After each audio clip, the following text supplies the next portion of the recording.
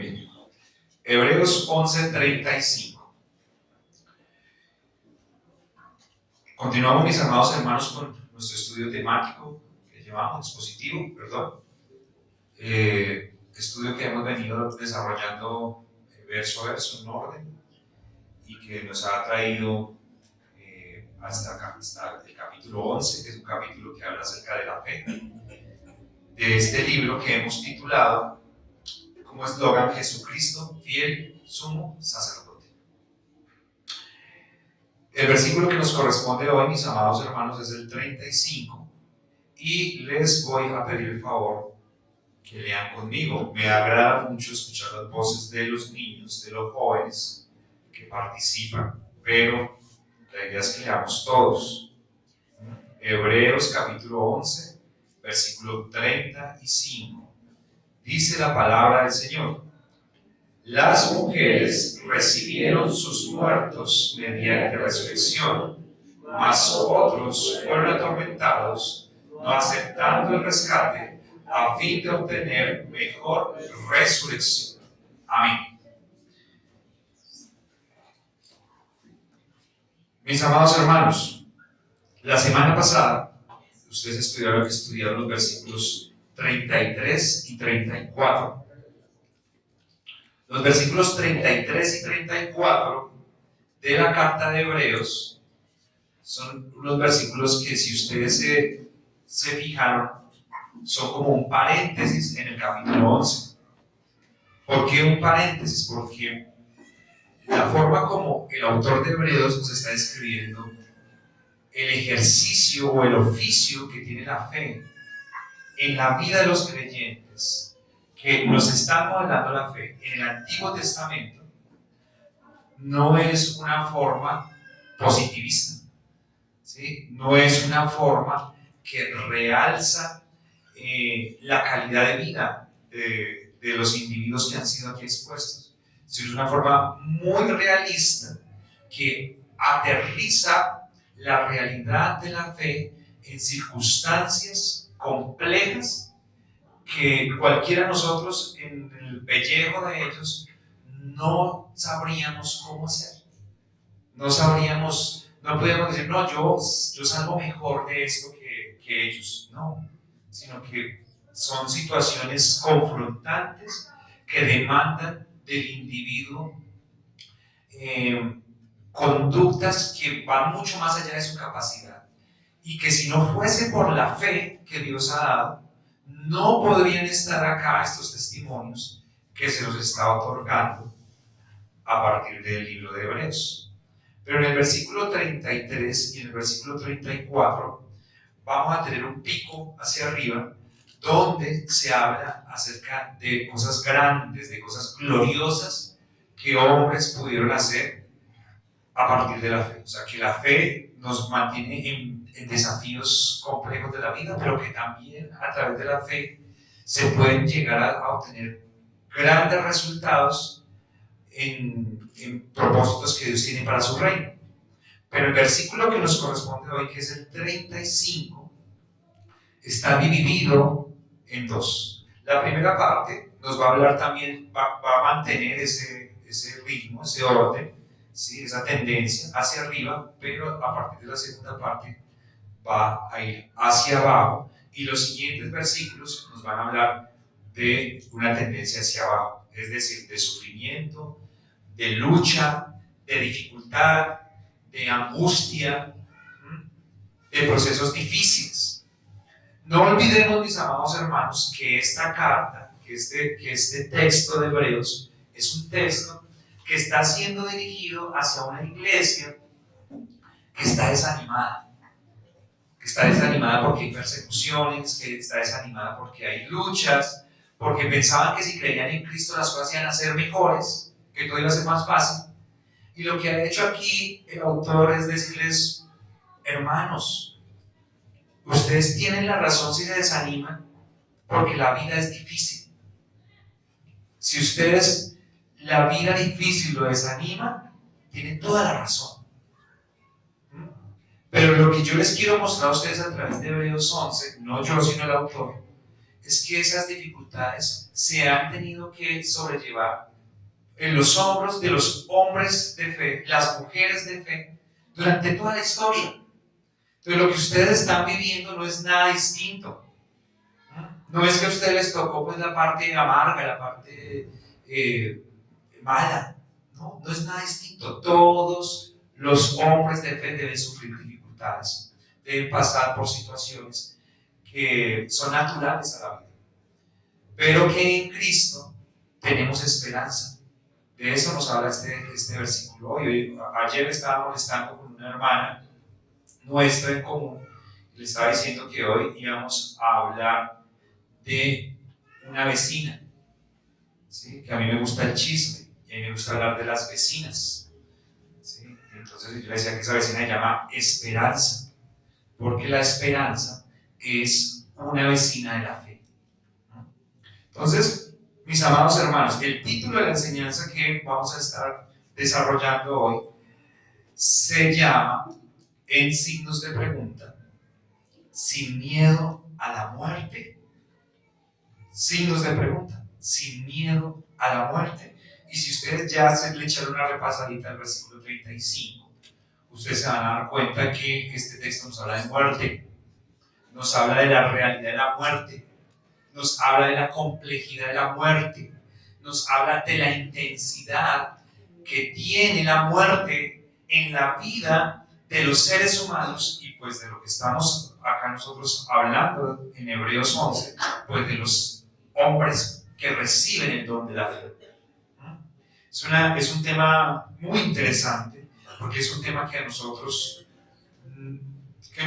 nos expone la palabra, pero casi que nosotros lo leemos obligados, ¿sí? Cuando alguien me dice, venga, hermano, vamos a hablar de la Biblia, enséñeme. La gente, no ha habido una persona que me dice, venga, enséñeme sobre la muerte, hábleme de la muerte, cómo me preparo para la muerte, qué debo hacer para estar dispuesto para morirme, ¿sí? Cómo me preparo para la muerte de mi esposo, para la muerte de mi esposa, para la muerte de mis hijos, para la muerte de mi mamá, para la muerte de mis seres queridos. ¿Cómo me preparo? Jamás nadie me ha hecho esa pregunta, porque es una realidad dolorosa, es una realidad compleja, que casi que el Señor nos tiene que sentar, cerrarnos la boca para que nosotros podamos escuchar, porque si no nosotros decimos cambiemos de tema. Este tema no es un tema de mi agrado, pero el Señor, que es bueno y es misericordioso, nos va a hablar de la muerte, pero nos va a hablar de la muerte dentro del contexto de la fe. En todo esto, ya Él nos había dicho, un texto atrás, nos había hablado de la muerte, y se dice que para todos los hombres se ha mandado que mueran una vez y después de esto el juicio. Pero Él va acá en Hebreos 11 a ampliarnos un poco más con respecto a este versículo que nos había dado. Entonces, eso para nosotros pues, es llamativo, mis amados hermanos, que nos podamos disponer para ver qué nos tiene que decir el Señor hoy acerca de este tema. ¿Qué nos tiene que enseñar Dios a saber acerca de este tema de la muerte? Y vamos a arrancar con el primer punto de nuestra enseñanza, que se ha titulado Recibieron resurrección. Sin miedo a la muerte, primer punto, recibieron resurrección. La primera parte del versículo, la parte A de este versículo, léanlo conmigo, por favor, si quieren, dice: las mujeres recibieron sus muertos mediante resurrección. Muy bien. Entonces dijimos que este versículo está manteniendo la tendencia hacia arriba de los dos versículos anteriores, ¿sí? Nos está hablando este versículo de unos eventos de la Escritura en los cuales tenemos consignado en la palabra de Dios unas situaciones especiales, maravillosas, en las cuales la realidad de la muerte que nos corresponde a todos, ¿cierto? Todos nosotros sabemos que tenemos esa cita Todos sabemos que estamos haciendo fila para ese día. No nos gusta, pero un día ninguno de nosotros vamos a estar aquí. Sea porque el Señor venga y nos lleve, o sea porque dure 100 años más esta temporalidad, y en 100 años lo más probable es que la mayoría de nosotros seremos historia. Historia no recordada, historia olvidada. Esa es una realidad que nosotros sabemos, que nos duele tanto, que nos incomoda tanto, pero es una realidad. Sin embargo, el texto nos va a hablar de que ha habido unos momentos puntuales, no pocos, porque la Escritura nos va a dar muchas ocasiones donde hombres que murieron de acuerdo a lo que está establecido para todos los hombres, tuvieron la oportunidad de ser resucitados, es decir, de volver de su estado de muerte y ser resucitados. Nos está hablando de una realidad que persiste aún en nuestra cultura alejada por los siglos del primer siglo donde se habló en este texto, de que quienes deben padecer en la tierra la muerte de sus seres queridos y quienes la sufren con mayor intensidad a causa de su naturaleza emocional son las mujeres. Por eso dice, las mujeres recibieron sus muertos. Dios, que es el diseñador, sabe que hay una forma distinta de procesar la pérdida de un ser querido por parte de un hombre que por parte de una mujer. Y que esa huella, ese dolor, ese sufrimiento es intenso en la mujer.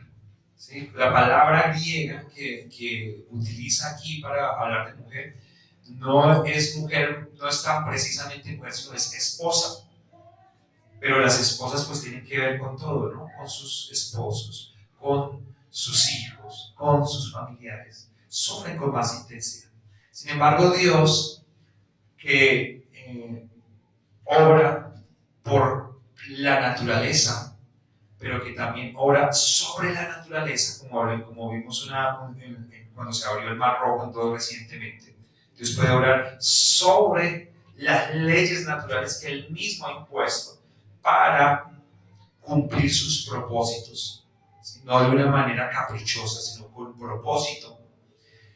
Él permitió que en algunos momentos de la historia, y aún en la historia contemporánea, hayan personas que hayan muerto y que hayan podido decir que volvieron a la vida. Hay una película, hermanos, yo esto no lo tengo anotado porque no lo tenía en el momento que estaba preparando la predicación. Una película que vimos con mi familia, ustedes la pueden investigar, reciente, podemos hablar de unos 20, 30 años, existían los celulares, estábamos yo creo que 20 años, de una señora que su hijo en un invierno en Estados Unidos cayó por un hueco en el hielo y estuvo un tiempo allí debajo que sería imposible científicamente que un ser humano viva, no sé, unos 20, 30 minutos, una cosa así. Yo estoy especulando, no tengo las cifras exactas, pero científicamente no podía vivir. Y esa señora, que era una señora de conocimiento cristiano pentecostal, llegó allá al hospital y empezó a gemirle a Dios y decirle: Dios mío, mi hijo, sana mi hijo, yo no quiero que mi hijo se muera, por favor, mi hijo. Y todo el mundo decía: pobrecita la señora, sí, dejémosla ahí que llore su hijo, porque ya está muerto, ya no hay nada que hacer. Desconectado de todo, o sea, sin ninguna posibilidad. Cuando de un momento a otro el hombre se levantó, muchachos. Eso fue noticia nacional en Estados Unidos, se puede buscar por internet, estuvo en los periódicos, todo eso. O sea, no son solamente sucesos datados en las escrituras, sino que han habido eventos que se han desarrollado en la historia. Pero son eventos puntuales, no es la generalidad.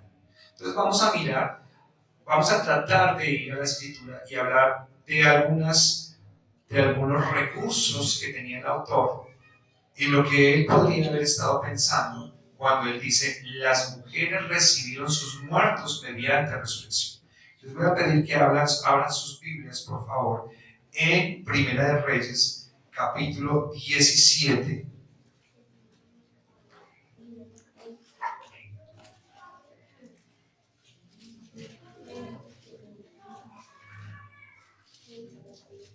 Primera de Reyes, capítulo 17. Vamos a hablar de un evento extraordinario que sucedió por mano del profeta Elías.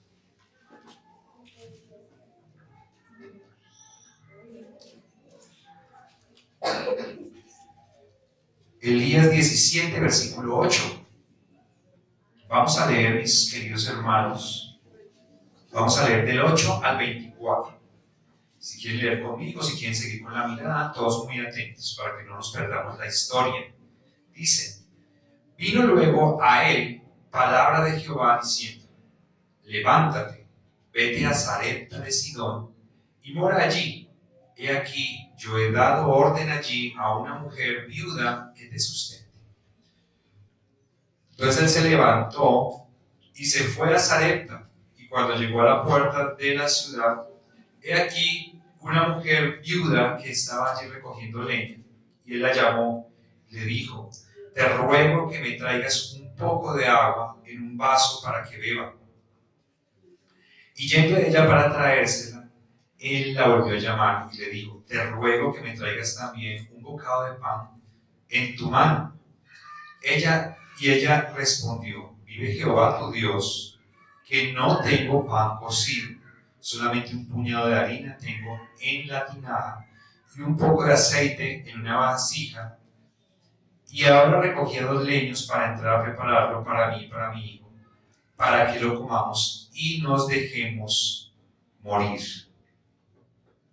Elías le dijo: no tengas temor, ve y haz como has dicho, pero hazme a mí primero de ello una pequeña torta cocida debajo de la ceniza y tráemela, y después harás para ti y para tu hijo. Porque Jehová Dios de Israel ha dicho así: la harina de la tinaja no escaseará, ni el aceite de la vasija disminuirá, hasta el día en que Jehová haga llover sobre la faz de la tierra. Entonces ella fue e hizo como le dijo Elías, y comió él, y ella, y su casa, muchos días. Y la harina de la tinaja no escaseó, ni el aceite de la vasija menguó, conforme a la palabra que Jehová había dicho por Elías. Después de estas cosas aconteció que cayó enfermo el hijo del ama de la casa, y la enfermedad fue tan grave que no quedó en el aliento. Y ella dijo a Elías: ¿qué tengo yo contigo, varón de Dios? ¿Has venido a mí para traer a memoria mis iniquidades y para hacer morir a mi hijo? Él le dijo: dame acá tu hijo. Entonces él lo tomó de su regazo y lo llevó al aposento donde él estaba y lo puso sobre su cama. Y clamando a Jehová dijo: Jehová Dios mío, aún a la viuda en cuya casa estoy hospedado has afligido, haciéndole morir su hijo. Y se tendió sobre el niño 3 veces y clamó a Jehová y dijo: Jehová Dios mío, te ruego que hagas volver el alma de este niño a él. Y Jehová oyó la voz de Elías, y el alma del niño volvió a él y revivió. Tomando luego Elías al niño, lo trajo del aposento de la casa y lo dio a su madre, y le dijo Elías: mira, tu hijo vive. Este es uno de esos eventos extraordinarios que narra la Escritura, donde hay una mamá que está sufriendo la pérdida de un ser querido. Esta mamá era la viuda de Sarepta, que Sarepta era una ciudad que quedaba a las afueras de Israel, en la parte norte de un estado que se llamaba Sidón. Y Elías estaba huyendo porque lo estaba persiguiendo el rey Acab. Entonces Dios lo manda a Sarepta con un doble propósito. El uno, que se escapara porque lo estaban persiguiendo. Pero allá Dios ya le había dado una orden. Dice, vean ustedes cómo obra la providencia de Dios sin que nosotros lo sepamos. En el versículo 9 dice, mora allí, hay una viuda que mora allí y yo le he dado orden para que te sustente. Pero cuando él llegó allá, la viuda no le dijo, usted es el que me dijo Dios que lo sustentaba. No, ella no sabía nada. Pero Dios ya había dado orden y ella lo iba a sustentar y lo iba a mantener.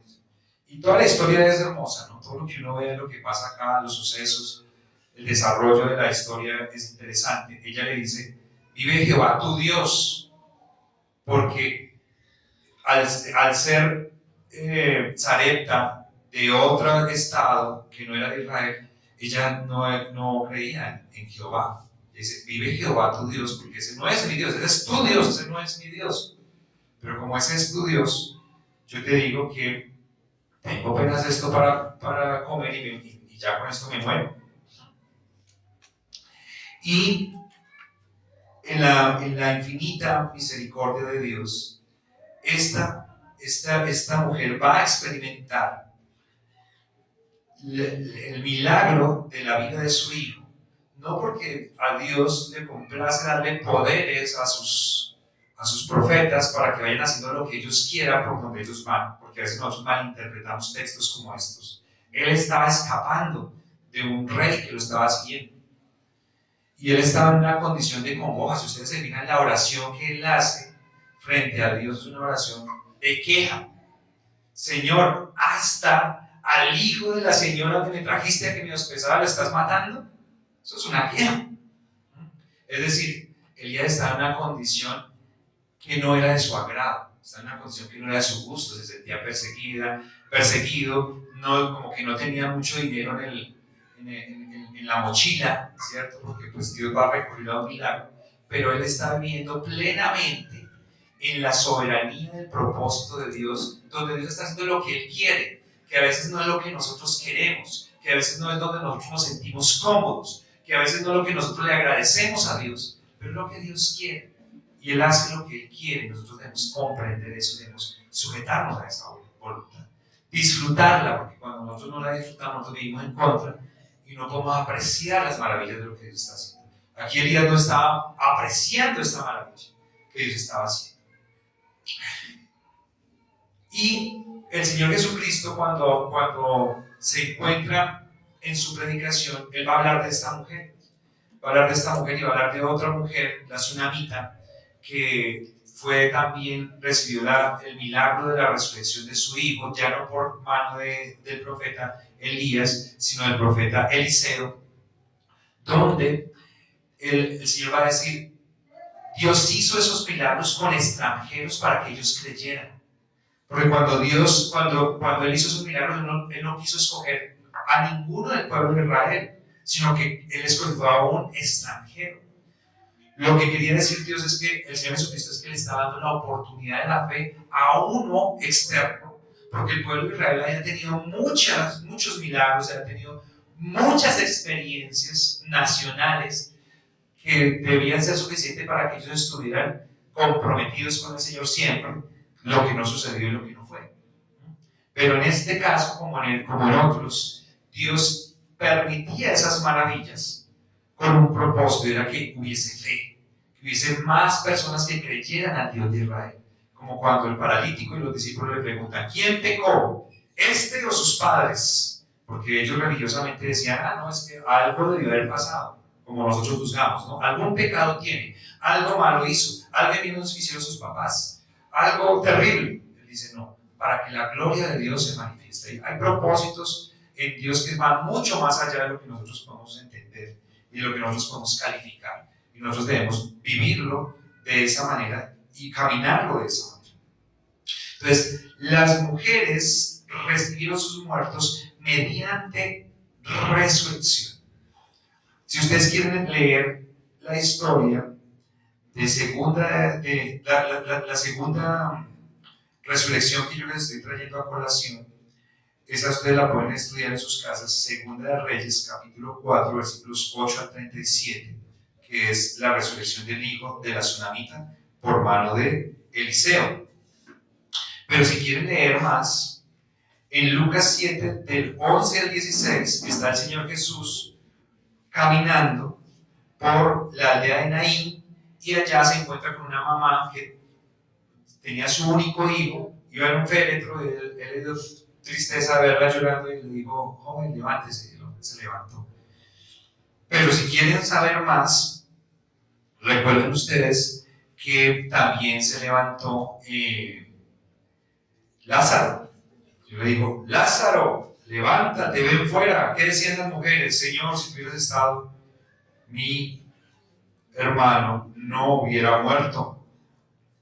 O en el Nuevo Testamento, en Juan, capítulo 11, versículos 43 al 44, la resurrección de Tabita. Entonces, hay muchos.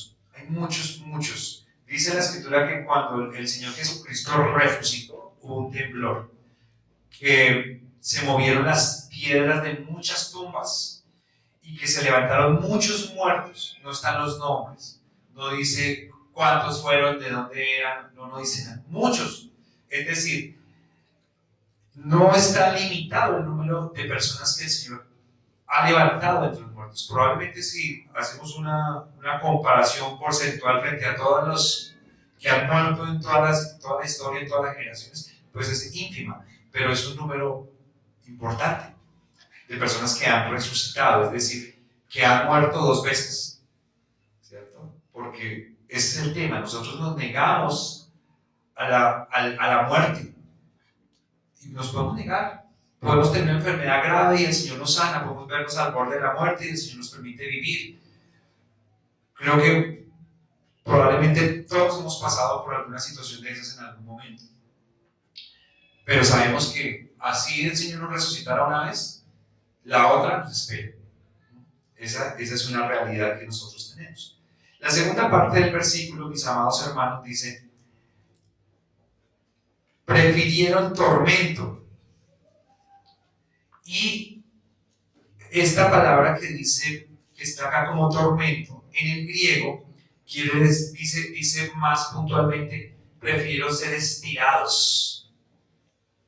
Y está haciendo alusión a una máquina redonda que existió en años del silencio bíblico, que es después de que se escribió Miqueas, entre Miqueas y Mateo, que más o menos es un espacio de unos 400 años, donde hubo una serie de torturas dentro del pueblo de Israel y donde esa máquina adquirió fama porque amarraban a las personas de sus extremidades y les empezaban a girar con esas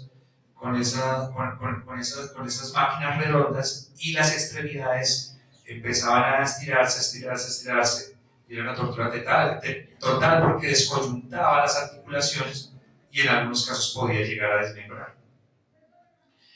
A eso, de los textos que yo leí, casi todos o la mayoría de las personas que han estudiado este versículo, ellos están de acuerdo en que el autor está haciendo referencia a ese tema puntual. No porque no tengamos mucho material de mártires en la Escritura, tenemos muchísimo, pero hay unos casos puntuales donde se les daba la oportunidad. Por ejemplo, ya lo tocó acá. Si ustedes miran en el versículo 34, donde dice: apagaron fuegos impetuosos. Aquí está hablando de los tres amigos de Daniel, cuando fueron echados al horno de fuego. Pero en este dice que ellos, que probablemente él estaba refiriéndose a ese tiempo, donde surgieron otros libros que nosotros no los tenemos como inspirados, que son deuterocanónicos o apócrifos, llamados deuterocanónicos o apócrifos, que nosotros no los utilizamos como textos de inspiración, que están en las Biblias católico-romanas, pero que sí los utilizamos como libros de consulta histórica, porque tienen historia que es reconocida como tal. Y yo nunca lo había hecho antes, mis amados hermanos, ustedes saben que no es una costumbre mía, pero de acuerdo a lo que dice este versículo, yo me di la autorización de traerle a ustedes un texto que habla acerca de un martirio que parece que tiene que ver con esto que está acá. Se encuentra en 2 de Macabeos, capítulo 6, versículos 18 al 31. Este lo encontré, lo pude conseguir en la traducción del lenguaje actual. Y lo voy a leer para ustedes, mis queridos hermanos. Dice: al anciano Eleazar, que era una persona de aspecto distinguido y uno de los más importantes maestros de la ley, le abrieron la boca a la fuerza para obligarlo a comer carne de cerdo. Esto fue en el año 165 antes de Cristo. Esa carne estaba prohibida por la ley de Dios, pero él prefirió morir con honor en vez de seguir viviendo humillado. Después de escupir la carne, se dirigió decididamente al lugar donde lo iban a matar. Aunque sabía que perdería la vida, se comportó como deben hacerlo quienes tienen el valor de obedecer a Dios. Los encargados de obligar a Eleazar a comer carne de cerdo lo conocían desde hacía mucho tiempo. Por eso, lo llevaron aparte y le propusieron que mandara traer carne permitida por la ley, que él mismo la hubiera preparado. El plan era que comiera de esa carne para que todos pensaran que había obedecido a la orden del rey. Un rey griego que estaba llegando a imponerse. De esta manera, intentaban salvar a Eleazar, pues eran sus amigos desde hacía mucho tiempo. Sin embargo, Eleazar actuó con madurez, de acuerdo con su edad. Respetó su ancianidad y dio una vez más el buen ejemplo que había dado toda su vida. Pero sobre todo obedeció a la santa ley de Dios. Por eso les digo: mátenme de una vez. Estaría muy mal que a mi edad cometiera ese engaño. No quiero que los jóvenes vean que a los 90 años de edad cambié de religión. No quiero que mi pueblo caiga en el error por mis engaños y por mi interés de vivir unos pocos años más. Si hago lo que ustedes me dicen, viviría lleno de vergüenza y humillación los pocos años que me quedan de vida. Y aunque ahora me salvara del castigo humano, ni vivo ni muerto escaparía del castigo del Dios Todopoderoso. Por respeto a mis carnes, prefiero morir como un valiente. Así les dejaré a los jóvenes un ejemplo digno de imitar. Muero valientemente por estas santas y valiosas leyes. Apenas terminó de hablar, Eleazar caminó hacia el lugar donde lo iban a matar. Los que lo llevaban a pasar pensaron que el anciano se había vuelto loco y en vez de ser amables con él, lo trataron con dureza. Cuando Eleazar estaba a punto de morir por los golpes recibidos, dijo entre gemidos de dolor: Dios conoce bien todas las cosas. Él sabe que pude escapar de la muerte, pero preferí sufrir el dolor de los golpes recibidos. También sabe que por amor a Él muero con gusto. Así murió Eleazar, dejando a los jóvenes y a toda la nación el recuerdo ejemplar de su noble vida tan valiente y tan generosa. En un lado tenemos unas mamás, unas esposas que recibieron a sus muertos resucitados, pero en el otro lado, que dijimos que van ya en tendencia hacia abajo, la segunda parte, ellos prefirieron el tormento. El segundo punto de nuestra enseñanza es: prefirieron el tormento, ¿sí? Mas otros fueron atormentados, no aceptando el rescate.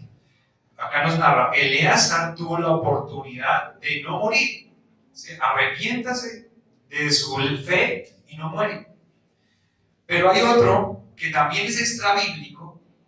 Yo les busqué a ustedes unas fuentes, porque es importante que nosotros sepamos que esto no son historias. Por ejemplo, que vamos a leer, que es la historia de Policarpo, que fue un discípulo del apóstol Juan, ha sido datado por 3 historiadores distintos de la época, al punto que sería imposible decir que esto no sucedió. ¿Sí? La fuente que yo tomé es un libro que se llama El espejo de los mártires. Se los recomiendo. Y se encuentra en la página 32 y 37. Policarpo, discípulo del apóstol Juan. Dice así: Policarpo, discípulo del apóstol Juan y pastor de la iglesia de Esmirna, martirizado con espada y fuego, en el 155 después de Cristo. Tanto Ireneo como Tertuliano y como Jerónimo registran que Policarpo había sido discípulo del apóstol Juan. Policarpo es considerado uno de los 3 padres apostólicos principales, junto a Clemente de Roma e Ignacio de Antioquía. Policarpo, discípulo del apóstol Juan y pastor de la iglesia de Esmirna, acá está, se repitió. Leemos en el Apocalipsis, busquen si quieren ese pasaje, mis amados hermanos. Apocalipsis 2, versículos 8 al 10, dice: escribe al ángel de la iglesia en Esmirna. El ángel era el pastor de la iglesia, que es un mensajero. El primero y el último, el que murió y ha vuelto a vivir, dice esto: yo conozco tus obras y tus sufrimientos y tu pobreza. No temas en nada lo que vas a sufrir. He aquí, el diablo meterá a algunos de ustedes en la cárcel para que sean probados y tendrán tribulación por 10 días. Mantente fiel hasta la muerte y yo te daré la corona de la vida. Apocalipsis 2, del 8 al 10. Estas palabras del Señor Jesús indican que los creyentes de Esmirna y el maestro de ellos se hallaban en la tribulación y en la pobreza, y que se acercaba aún más el sufrimiento para ellos. Por tanto, él los exhortaba a la constancia, prometiéndole la corona de la vida. En cuanto al maestro, ángel o pastor de esta iglesia, muchos de los escritores antiguos dicen que era Policarpo, discípulo del apóstol Juan, por cuanto había escuchado a Juan predicar la palabra de Dios y se había asociado con algunos de aquellos que habían conocido personalmente al Señor Jesucristo. También dicen que Juan lo había nombrado obispo y maestro de la iglesia de Esmirna. En cuanto a los sufrimientos, el Señor dijo que iban a azotarle a él y a la iglesia donde era maestro. Esto comenzó tiempo después. Sucedió que este buen pastor procedió y muchos de los corderos de su rebaño lo siguieron fielmente. Sin embargo, es nuestro intento hablar aquí únicamente del obispo Policarpo. Dicen que 3 días antes de ser arrestado y sentenciado a muerte, de repente cayó dominado por el sueño mientras oraba. Mientras soñaba, tuvo una visión en la cual vio la almohada sobre la que dormía y comenzó de repente a arder hasta ser completamente consumida. Habiéndose despertado instantáneamente por la visión, concluyó que a él lo iban a quemar por el nombre de Cristo. Cuando los que lo buscaban apresar se le acercaban, sus amigos procuraban esconderlo, llevándolo a otro lugar del campo. Sin embargo, poco tiempo después fue descubierto por sus perseguidores. Ellos habían detenido a 2 muchachos a quienes, por medio de azotes y tortura, obligaron a que les dijeran dónde se encontraba Policarpo. Y aunque de la habitación donde se hallaba fácilmente pudo haberse escapado a una casa que había en la vecindad, no lo hizo. Más bien dijo: hágase la voluntad del Señor. Entonces descendió las gradas para ir al encuentro de sus perseguidores, a quienes tan bondadosamente recibió que aquellos que nunca antes lo habían conocido, arrepentidos, dijeron: ¿qué necesidad tenemos de darnos prisa para apresar a un hombre tan anciano? Inmediatamente Policarpo hizo poner la mesa para sus apresadores, insistiéndolos con afecto a que comieran para poder hacer su oración sin interrupción mientras ellos comían.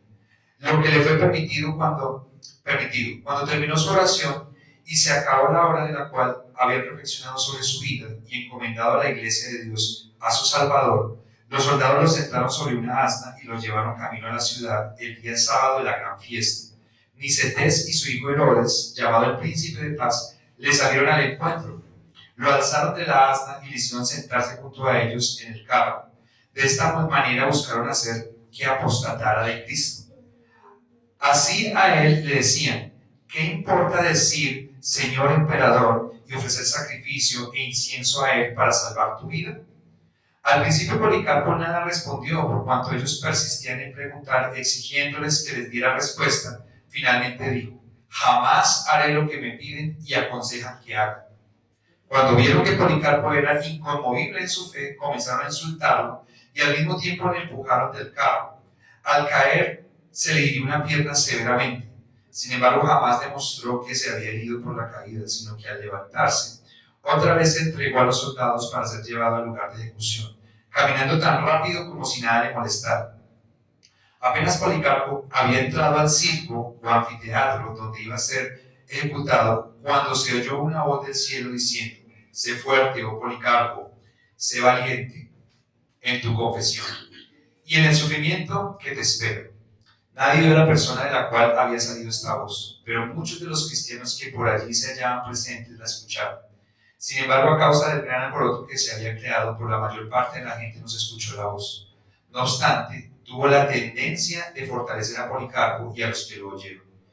El gobernador lo amonestó para tener compasión de sí mismo por la edad avanzada que tenía, incitándolo a que jurara por la fortuna del emperador y así negara a Cristo. Policarpo le dio la siguiente candorosa respuesta: hasta ahora he servido a mi Señor Jesucristo 86 años y jamás me ha hecho daño alguno. ¿Cómo podría entonces negar a mi Rey, quien está aquí, quien hasta aquí me ha guardado de todo mal y que tan fielmente me ha redimido? Entonces el gobernador lo amenazó con fieras salvajes que lo despedazarían si no desistía de su propósito, diciéndole: frente a mí tengo las fieras, a las que habré de lanzarte a menos que te conviertas a tiempo.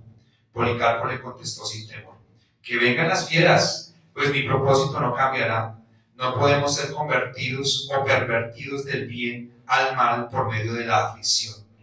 Pero mejor fuera si ellos, los hacedores de maldad, quienes en su malignidad persisten, llegaran a ser convertidos a lo que es el bien. El gobernador le replicó: si aún no sientes pena y desprecias las fieras salvajes, habré de quemarte con fuego. Una vez más Policarpo le contestó diciendo: ahora me amenazas con fuego que habrá de arder por una hora y pronto se apagará, pero no conoces el fuego del juicio futuro de Dios, que está preparado y reservado para castigo y tormento eterno de los malvados. Pero, ¿por qué ahora te detienes? Trae el fuego, o las fieras, o cualquier otra cosa que hayas de escoger. Por ninguna de ellas me persuadirás a negar a Cristo mi Señor y Salvador. Finalmente, cuando la muchedumbre lo demandaba que lo mataran, fue entregado por el gobernador para ser quemado. Inmediatamente trajeron un gran montón de madera, fardos de leña y virutas. Cuando Policarpo vio aquellas cosas, él mismo se desvió y despojó del calzado para que lo acostaran sobre las maderas descalzo y sin vestidura. Habiendo ya hecho esto, los verdugos estaban a punto de echarle mano para clavarlo a los maderos, pero les dijo: déjenme así. Aquel quien me haya dado la fuerza para soportar el dolor del fuego, también me ha de fortalecer para permanecer en el fuego, aun si no me clavan en el madero. Entonces ellos, según lo pedido, no lo fijaron con clavos a los maderos, sino que apenas con una cuerda le ataron las manos atrás. Así pues, preparado ya como un holocausto, puesto sobre los maderos, como un cordero de sacrificio, oró a Dios diciendo: oh Padre, de tu amado y bendito Hijo, nuestro Señor Jesucristo, por quien hemos recibido el conocimiento salvador de tu bendito nombre, Dios de ángeles y poderes de todas las criaturas, pero especialmente de todos los justos que viven al lado tuyo.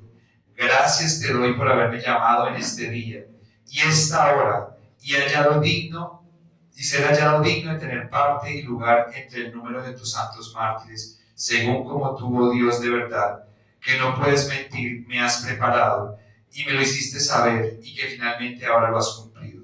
Por tanto te agradezco y alabo por sobre todo nombre, y honro tu santo nombre por Jesucristo, tu amado Hijo, el eterno sumo sacerdote, para quien junto contigo y el Espíritu Santo sea la gloria, ahora y para siempre. Amén. Tan pronto que pronunció la última palabra de su oración, los verdugos encendieron los maderos sobre los cuales yacía, y cuando las llamas circundaban altas sobre su cuerpo, sobre el cuerpo de Policarpo, para asombro de todos, se vio que el fuego poco o nada le había herido. Por tanto, al verdugo le dieron la orden de traspasarlo con espada, lo cual hizo inmediatamente, y la sangre le salió por borbotones de la herida a tal punto que casi llegó a extinguir el fuego. De esta manera, este fiel testigo de Jesucristo, habiendo muerto a fuego y espada, entró en el reposo de los santos. Mis amados hermanos, es larga la historia, pero creo que si se las narro no logro la intensidad de lo que tiene la lectura. Dos mártires, dos personas que tuvieron en un momento la oportunidad de renunciar a su fe para salvar su vida, de simplemente, pues, pudiéramos decir nosotros, qué fácil es decir: no, pues, digo una cosa y después me arrodillo y pido perdón, y ya. Uno de ellos dice: es porque los jóvenes me están viendo, yo no puedo dar ese testimonio tan pobre, no puedo dar ese testimonio tan lánguido a las personas que me están viendo y que van a tener que tomar alguna vez esa decisión también. No puedo deshonrar a mi Señor así. Entonces, acá también hay otra historia que yo no les voy a leer por tiempo, pero hay una historia en ese mismo momento donde mataron a Elías, donde mataron a 7 hermanos y a la mamá. Y unos se motivaban a otros. Al final, al último, le ofrecieron dinero, le ofrecieron riqueza, le decían, tenga compasión de usted. Y él dijo, no, yo voy a morir como murió mi familia. Entonces, cuando nosotros leemos una historia como esta, mis amados hermanos, nosotros tenemos que hacernos una pregunta, y es, ¿cómo llegan los creyentes a un nivel de convicción de esta altura? ¿Cómo alguien, como un creyente, como ustedes y yo, pudiéramos llegar a tener un nivel de convicción semejante a este que se está describiendo aquí en la Escritura, en un momento de persecución como el que ellos vivieron? ¿Cómo creen ustedes, mis amados hermanos? ¿Cómo nosotros nos pudiéramos ejercitar en nuestra vida cristiana para que nuestra convicción llegara a niveles de fortaleza tal como las que estamos leyendo acá? Porque esto es una realidad, mis amados hermanos. Vea que los que entregaron a Policarpo eran jóvenes cristianos que solamente necesitaron que les dieran unos azotes para decir, está allá, está allá. Y la Escritura dice que en momentos de persecución unos a otros se entregarán. ¿Cómo nosotros podemos prepararnos para estar en el lado correcto, en el momento correcto, con la actitud y la acción correcta? ¿Cómo pudiéramos hacerlo, mis amados hermanos? Lo primero es que no podemos por nosotros mismos. Solamente la fe que Dios nos ha dado puede obrar en nosotros esa convicción. La gente no moría por deporte, la gente moría por una certeza profunda en Dios y en las cosas que Dios hacía. Lo segundo, mis amados hermanos, es que si ustedes se fijan, estas personas que tenían mayores convicciones eran personas que más servían en el reino de los cielos. Policarpo, un pastor. Elías era un anciano reconocido dentro del pueblo de Dios. La mejor forma como nosotros nos podemos preparar para tener convicciones fuertes es servir al reino de los cielos, servir en la iglesia, servir en medio de su pueblo, estar impregnados más y más de su palabra. Pero si nosotros vivimos una vida ajena a la iglesia, estamos buscando nuestra propia vida. Nosotros leímos ahorita en el texto, decía, el que quiera salvar su vida la perderá, el que pierda su vida a causa de mí la salvará. Pues es difícil, mis amados hermanos, que en momentos de persecución nosotros, que no hemos entregado nuestra vida a Dios en una vida normal, vayamos a decir, ahora entrego mi vida para ser muerto.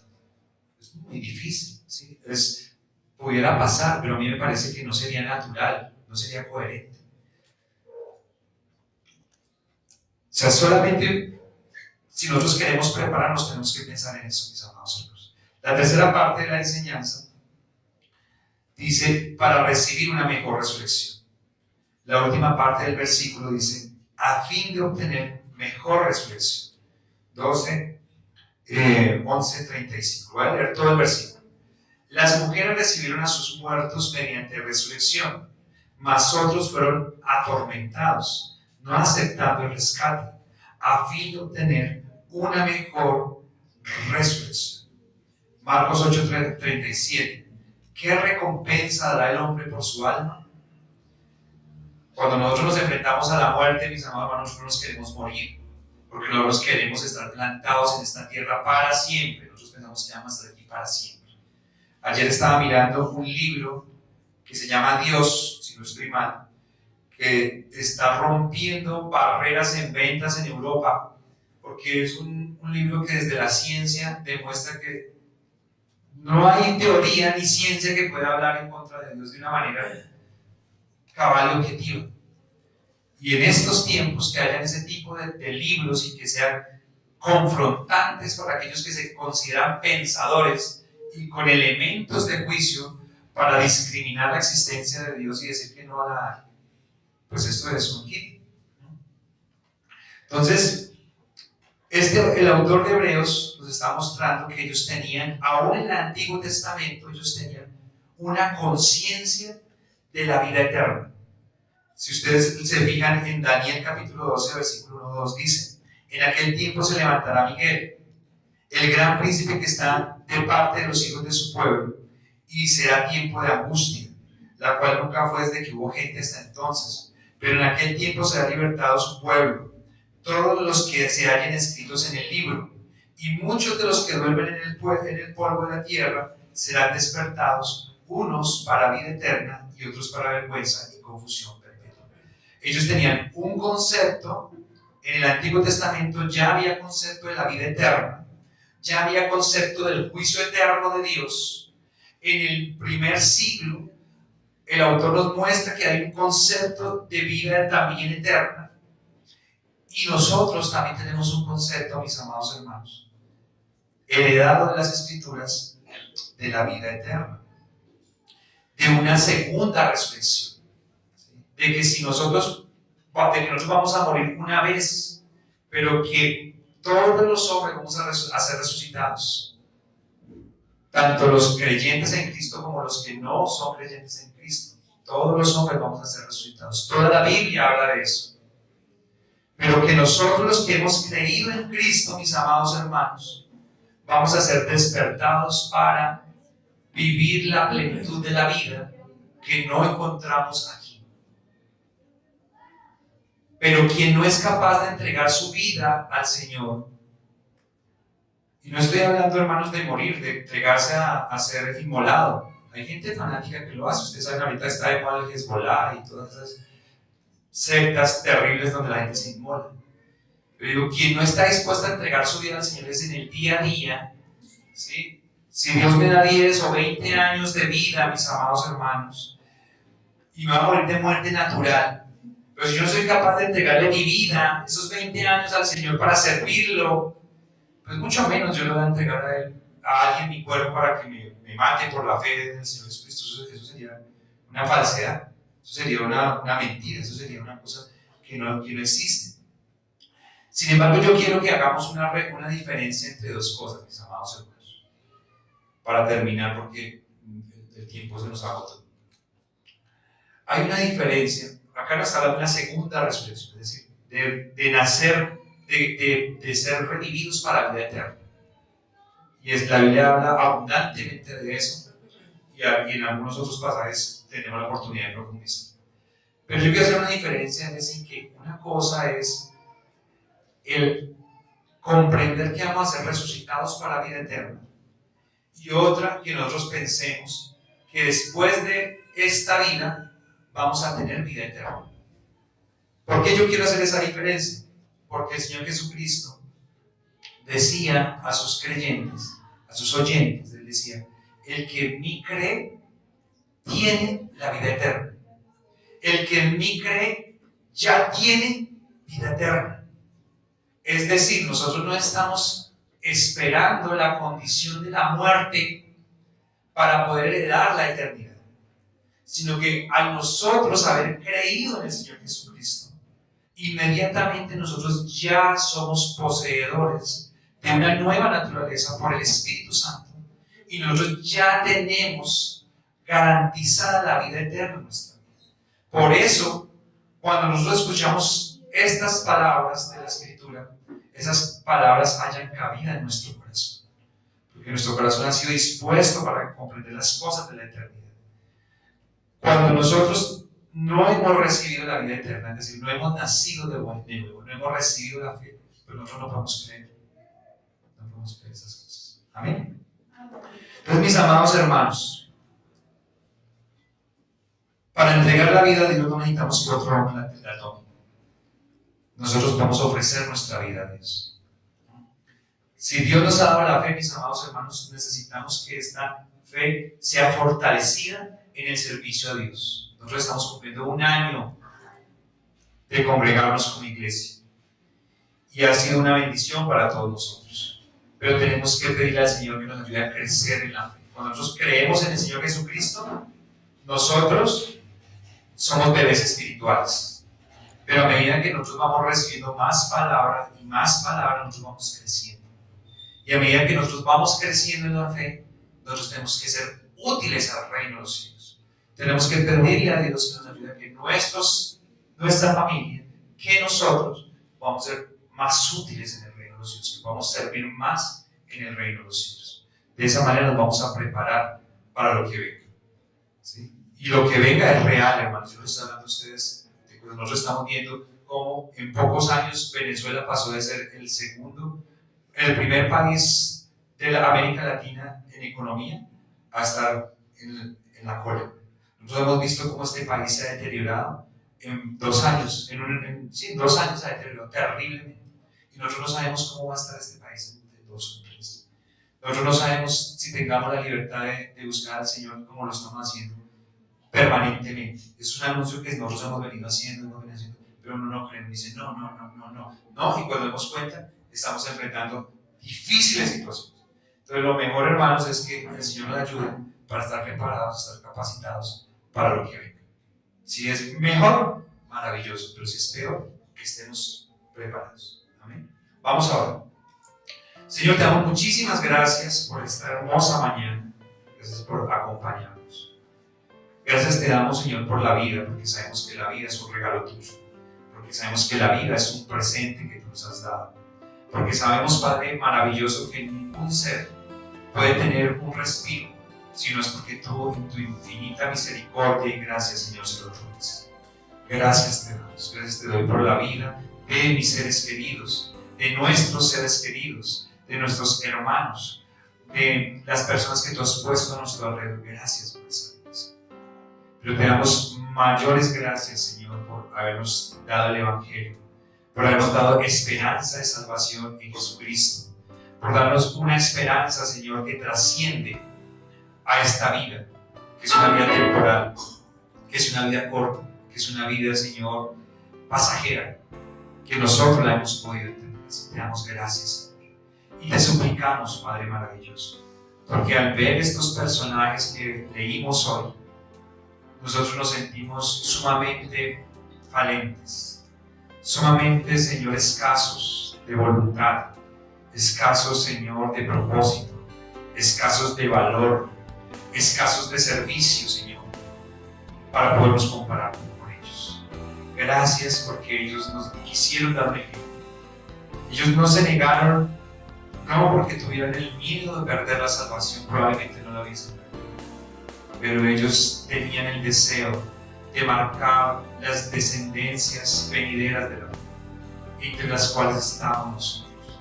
Ayúdanos a entender estos ejemplos. Ayúdanos, Señor, a desear cada día más y más vivir, a desear cada día más servirte más y más. Ayúdanos, Señor, a desprendernos de este mundo y que lo que ganemos en este mundo sea para servirte. Te lo suplicamos. Te damos muchas gracias. En el nombre de Jesús.